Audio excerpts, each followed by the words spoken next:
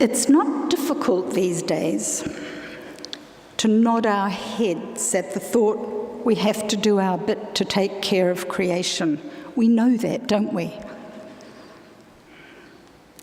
In the words of my 8-year-old great-nephew, who assures me he knows all about this because they teach it at school, he says, "We have to look after the environment and not throw our rubbish about, especially not our plastic stuff, because it gets into the food chain and it could make us sick as well as the fish and the birds."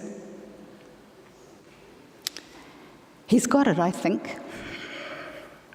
And I'm really glad that schools have environmental studies in the curriculum these days, and that youngsters are aware of our human responsibilities to clean up after ourselves. But for me, it doesn't seem so long ago that we expected the earth herself to take care of all our waste, be that the vegetable waste from our kitchens, our food packaging, oil spills or carbon emissions. Nowadays, we know we are converting more energy into consumables and pouring more rubbish into our environment at a faster rate than the earth and its atmosphere can biodegrade or clean. We're growing heaps of plastic and other non-biodegradable matter on land and creating floating islands of it in the sea. Our climate is changing along with all we pump into the atmosphere. We know we have to do more to care for the earth and the sea and the sky. We know we have to do something urgently. Why, then, is it so difficult? We seem reluctant to change our lifestyle to bring about those changes we know are needed. We seem reluctant to put sufficient pressure on those in government to legislate for care. We seem somehow to be more concerned about what the changes needed to manage environmental degradation will do to our current lifestyle and to employment. We heard all about that, and we see it over and over on television when we hear discussions about mining permits on conservation land and drilling in our offshore beds. I want to speculate for a while on how we got into this precarious situation regarding the Earth's capacity to support life on into the future in the first place. It seems to me, as inheritors of Western Christianity, that our originating problems are theological. It is primarily from within the Christian nations of Western Europe that industrialization made its impact on the world, with both its upsides and its downsides. And it's hard for Christians to imagine that God, the Creator, who we've heard this morning, invited us to have dominion over the fish and the birds and over every living thing and the plants and the trees.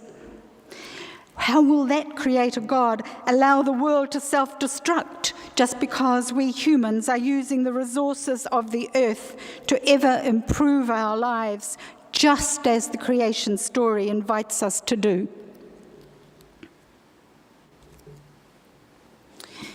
Medieval Christianity, which followed the collapse of the Roman Empire, wasn't worried about human responsibility. The idea was not on the agenda.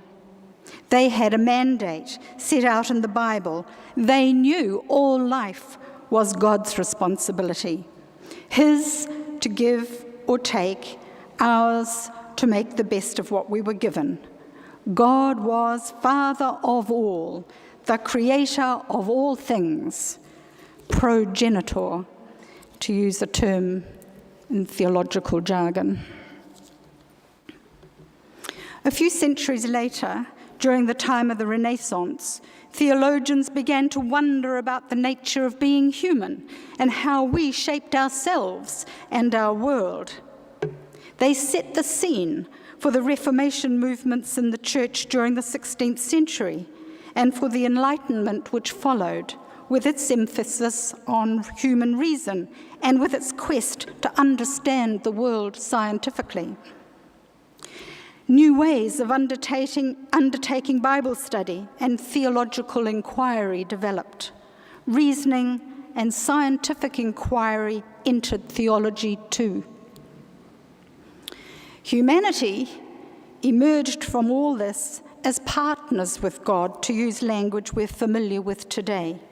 We morphed from being the pinnacle of God's creative efforts, the ones for whom all else was made, to whom the charge was to have dominion over. We morphed from that to being stewards or caretakers of creation. As the debates over theology took place, we moved on further to becoming that part of creation, humanity, that must now share with God in ensuring creation keeps happening and keeps healthy. We gave ourselves more responsibility for co-creation with God. Some would argue, therefore, that we should not worry at all about our current precarious state of ecological and environmental affairs, about what God has in mind for the earth and its creatures. Don't worry.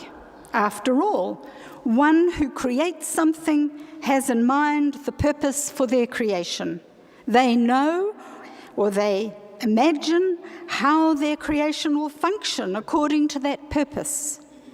And they care for what they've made, and they can repair it. Some say we should leave the worry and the repair of creation to God. To speak of God as the creator is to acknowledge this point of view. It locates the creator outside of that which has been created, and that includes outside our human nature, beyond us, transcendent to us. In this way, God, the creator, can keep an eye on his creation and be petitioned to fix things that go wrong. Our language is important here. Yet we don't think about it very often. We simply accept what has become common, Creator God, or God the Creator. It seems to me that here at St. Matthew's, we are exploring the idea that God is with us, within each of us, between us, working with us.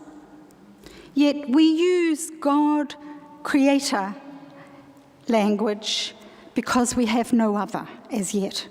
And we want to signify a reverence for nature and all living things, for diversity, for individuals, and for community.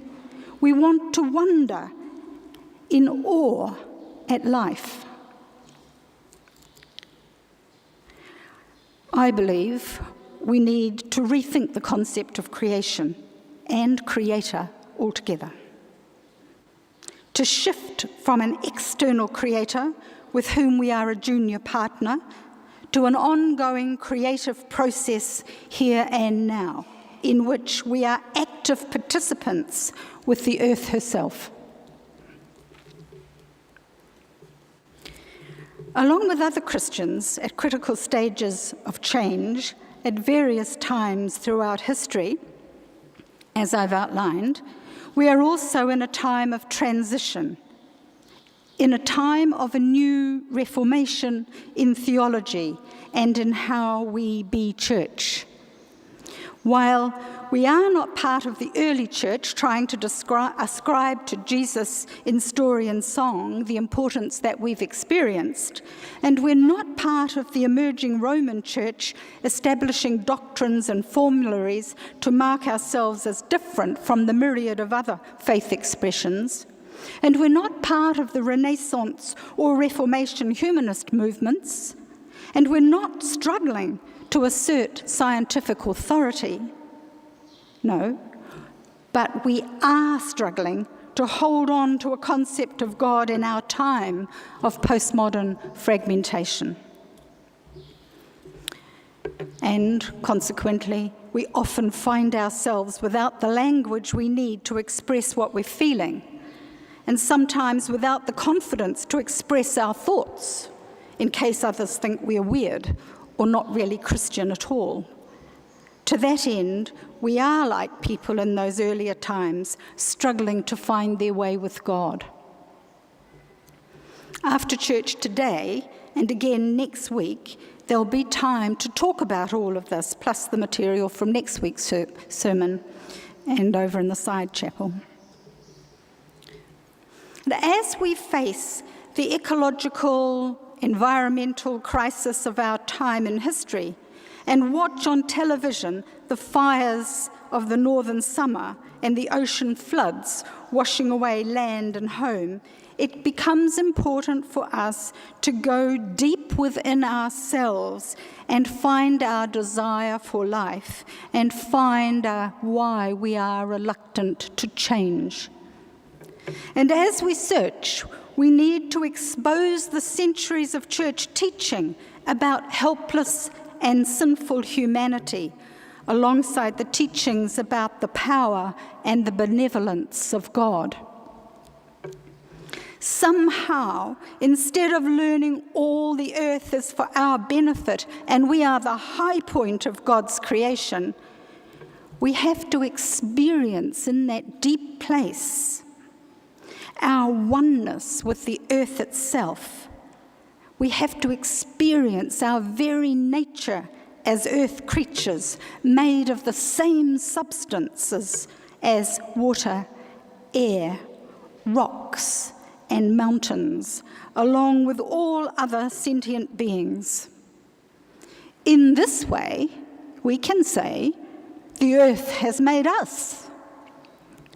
We and God, who moves among it all, are of the same substance as the earth herself. This is what we reverence. This is what we must honor with our care and our love. Our environmental and ecological crisis did not manifest overnight, nor will its repair happen overnight. According to the scientists who study the earth, we do not have the luxury of hundreds of years to adjust our understanding of our human relationship with God, nor to reconceptualize our understanding of God, nor to change our behaviors accordingly. What we do know is that it is critical to use all the contemporary means of communication at our disposal right now to persuade our contemporaries and our governments of what we value. Those things being life and freedom for all, a sustainable earth, shared wealth, peace, non-violence, and loving respect for each other. If we really do value those things, we will act to ensure they happen and to maintain them as the way we live together in community and with the earth. If we choose these things instead of the accrual of wealth by any means whatsoever, our lives will more adequately demonstrate the God who lives and breathes within and between us. And to borrow the words of theologian Sally McFaig, we will respectfully be honouring the earth as God's body, which sustains life. The Reformation in our time is an ecological reformation. It is both personal and it is political. It is theological and it is urgent and it is disturbing. God help us.